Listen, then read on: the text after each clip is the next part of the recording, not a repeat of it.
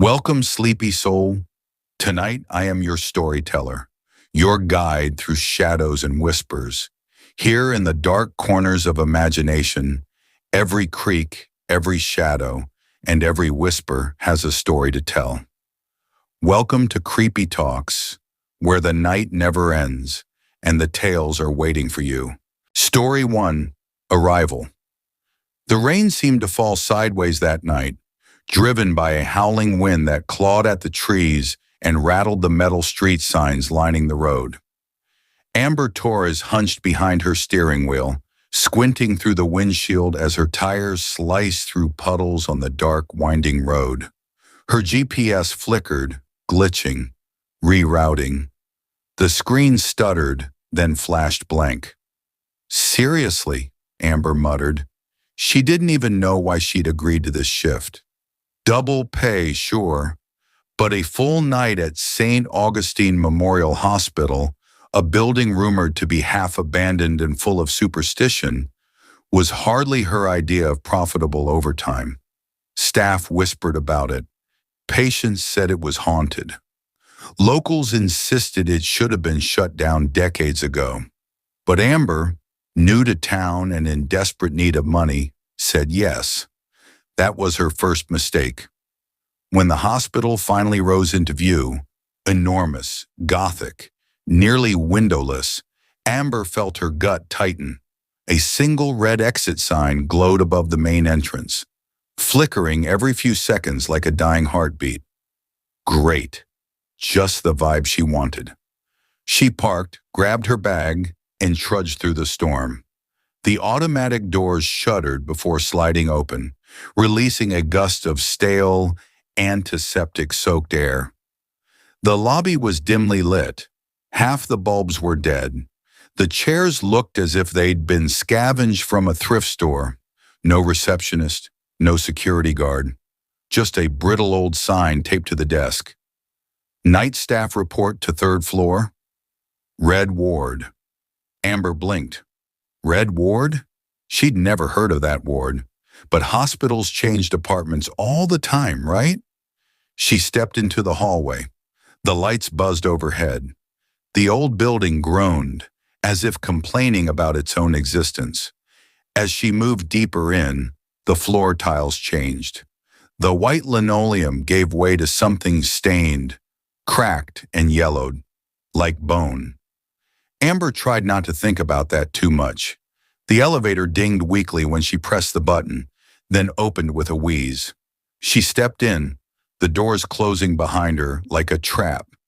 Third floor. Red ward. The elevator lurched.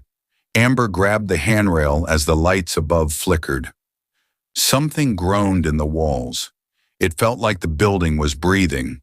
When the doors opened, the lights were darker still. The third floor corridor stretched endlessly like a throat. A metal sign hung crookedly on the wall. Red ward. Amber followed the arrow. Her sneakers scuffed against the old tile.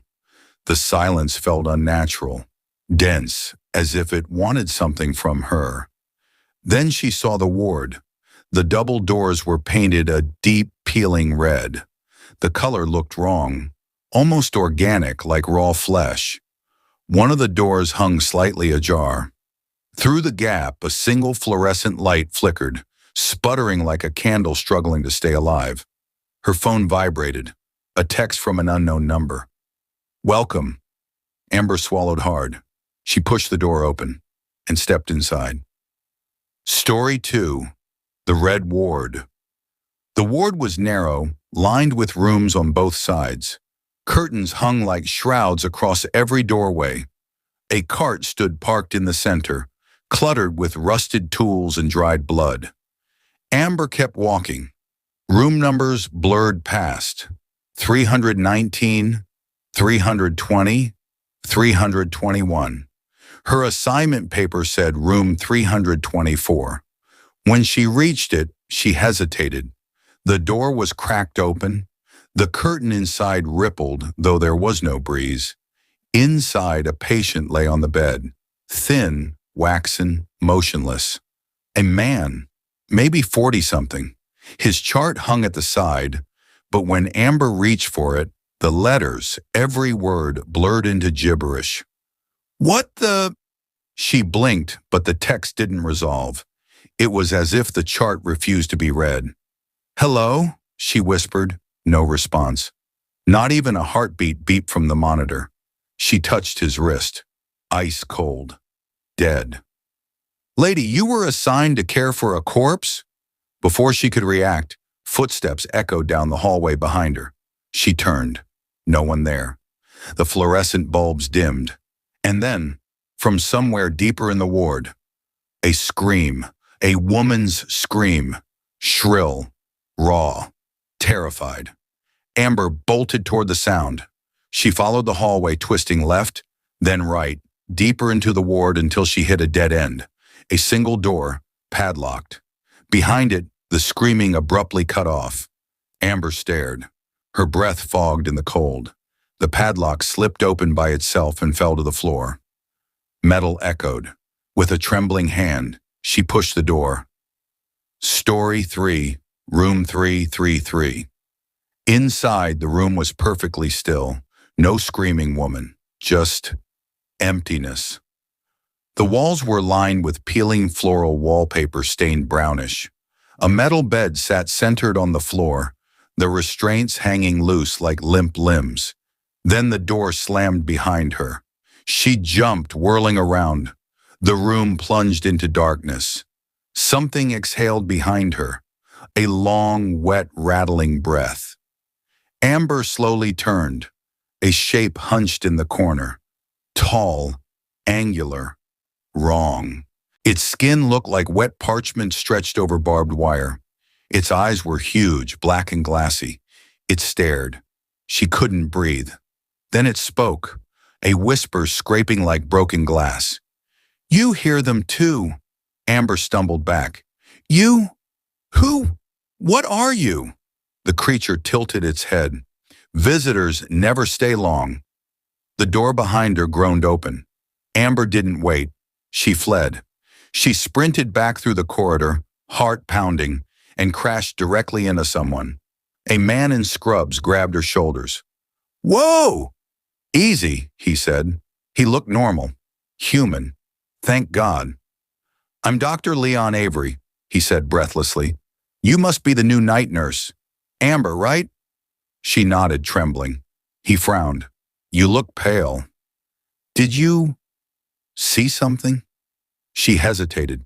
That thing's voice still echoed in her skull. I heard screaming, she said. Then, something was in room 333. He stiffened. Nobody's supposed to go in that room, ever. Then why is it open?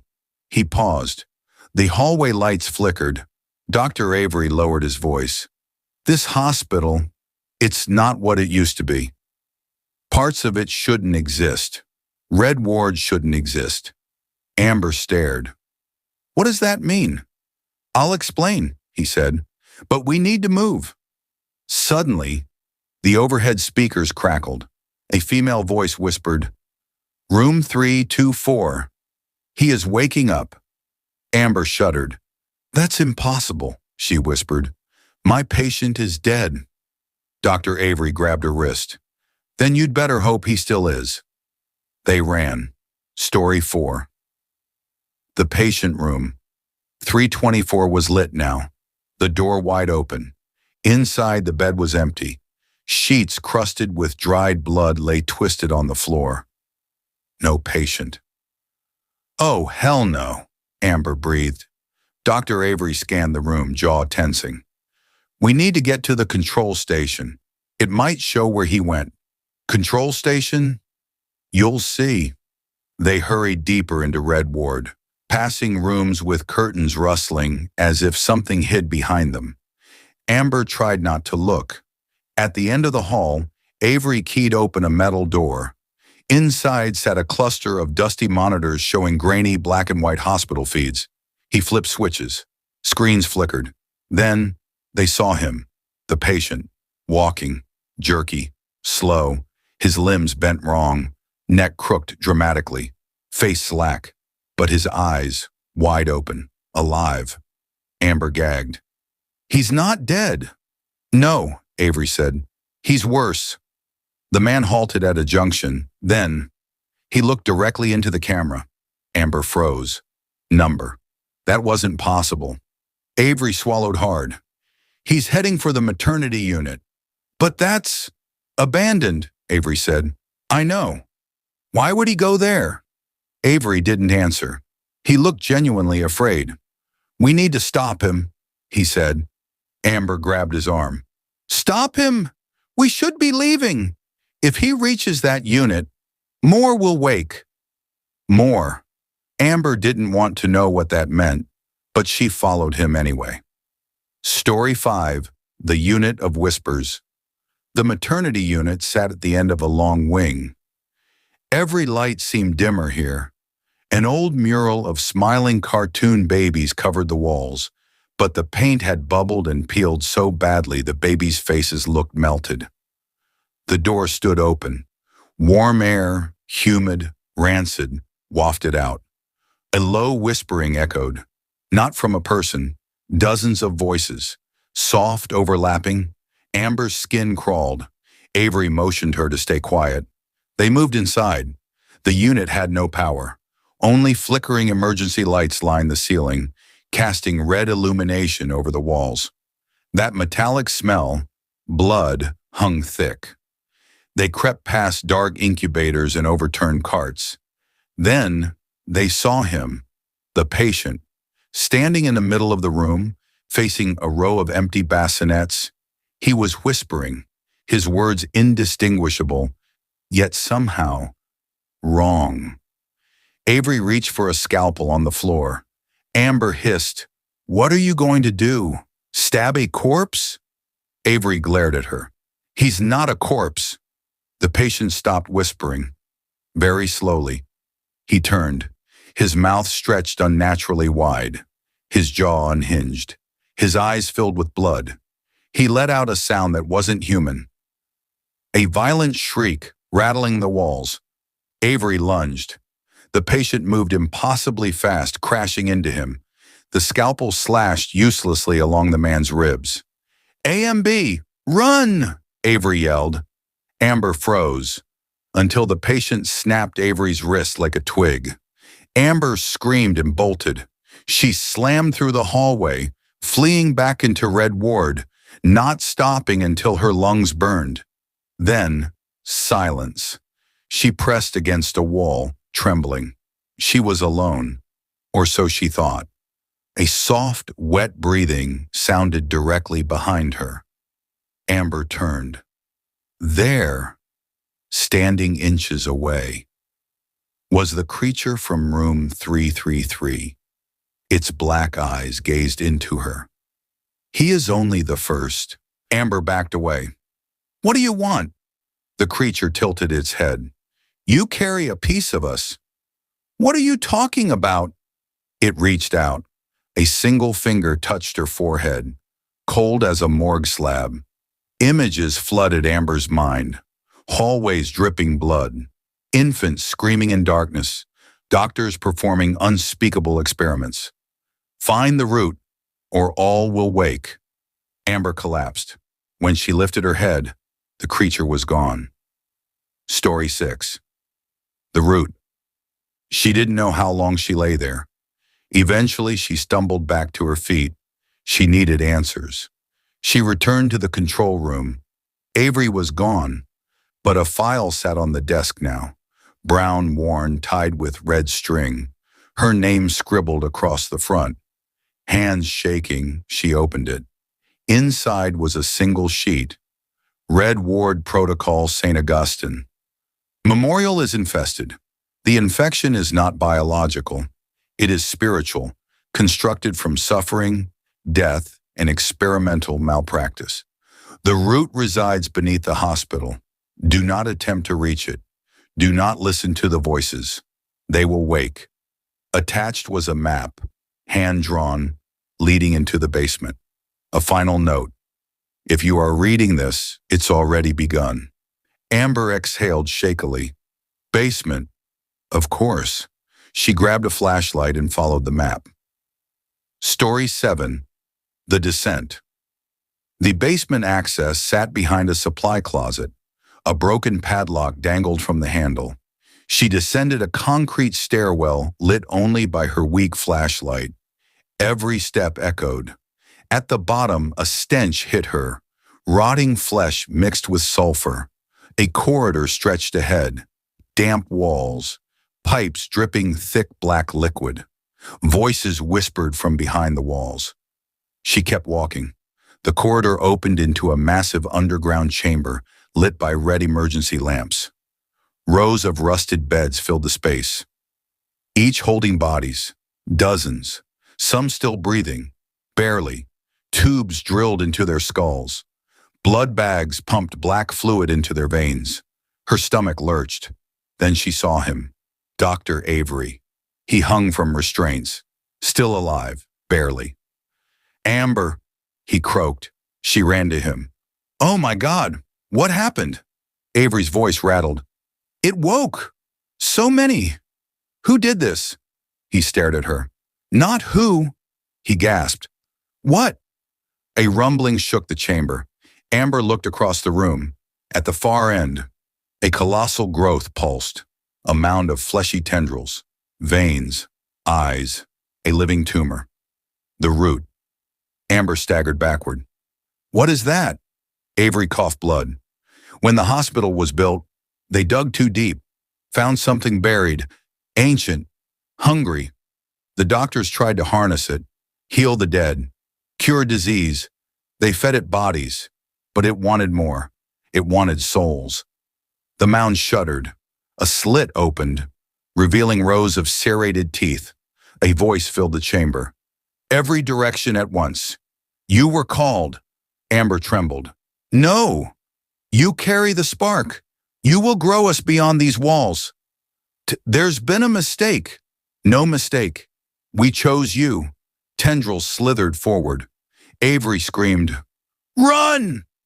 Amber fled as the tendrils wrapped around him, dragging him into the root. His screams cut off. She scrambled up the stairs, her flashlight flickering, clawing her way back into the red ward. Story 8. The Awakened. When she reached the hall, every door hung open, beds empty. The patients, all of them, were gone. Then, from around the corner, shambling forms appeared. The awakened. Dozens. Their movements twitchy, eyes hollow, skin splitting with every step. Amber ran. She sprinted toward the elevator. But when the doors slid open, the creature from room 333 stood inside. "You cannot leave yet." Amber backed away. Into the horde. She turned and fled into the stairwell, feet pounding, bodies clawing at the door behind her. She raced downward until the steps ended abruptly in collapsed rubble. No way out. Up. She had to go up. She pushed toward the roof. Another floor. Another. Footsteps behind her. Hundreds of them. She burst through a fire exit door onto the roof. Rain hammered the concrete. Lightning slashed the sky, illuminating dozens of patients crawling up the wall behind her like spiders. No escape. Then, a figure emerged from the darkness, a tall woman in a nurse's uniform, her face hidden behind an old surgical mask. "Come with me," the woman said. Amber didn't argue. She followed her across the roof to a utility hut. Inside, the woman pulled up a hatch. "Down!" she hissed. Amber climbed. A narrow maintenance tunnel, dry, silent. The hatch slammed above. Amber turned to thank the woman, but she was gone. The tunnel stretched forward. Amber crawled and crawled and crawled until she reached an opening. She dropped into her car, the parking lot, just like that, as though she'd never gone inside. Her hands shook as she fumbled for her keys. She started the engine. The hospital loomed behind her. Silent. No lights. No sign of life.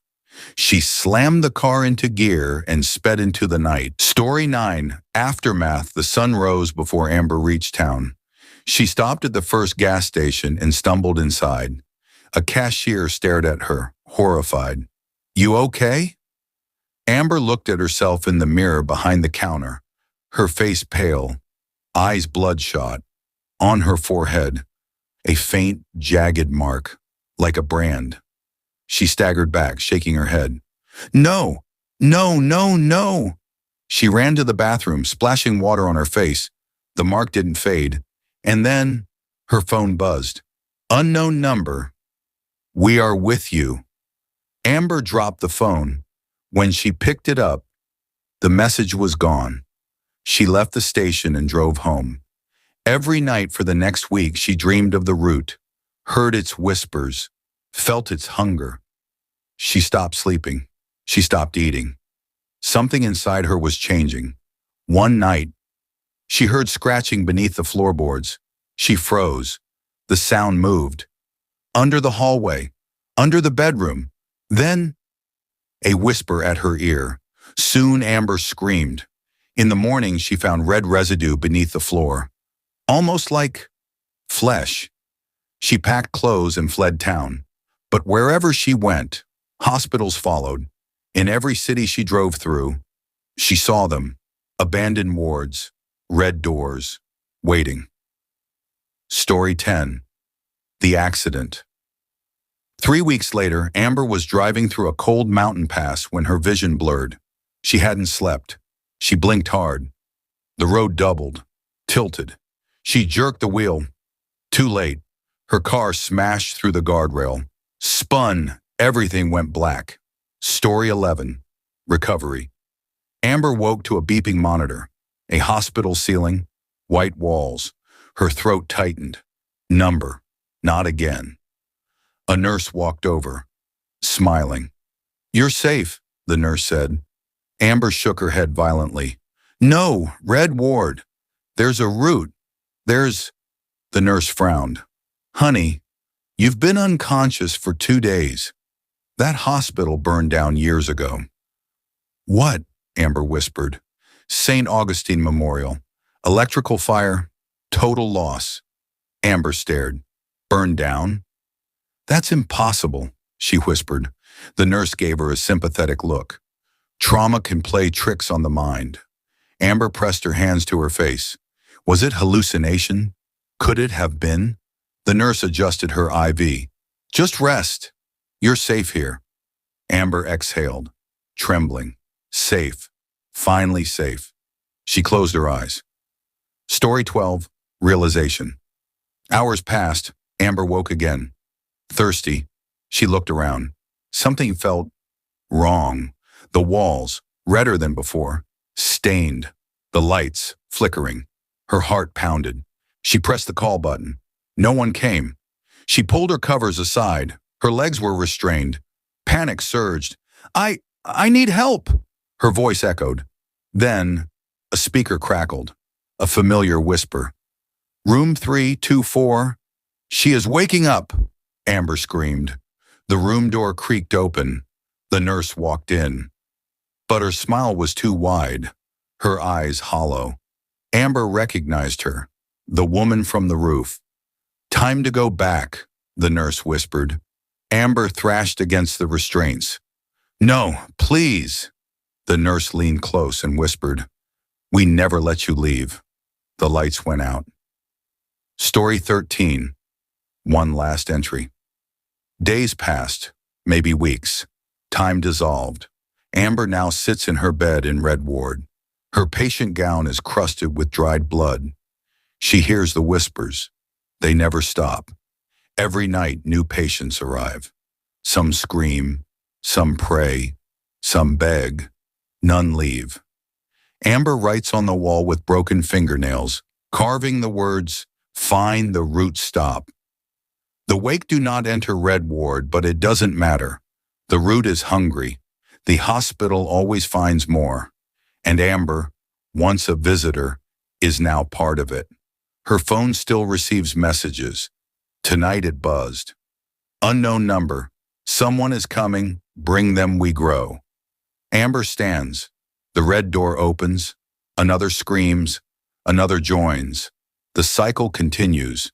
It always continues. And if you ever see a red exit sign flickering above a hospital door, if you ever hear whispers in an empty ward, if you ever see room 333 ajar, run, because the root remembers, and it is always hungry.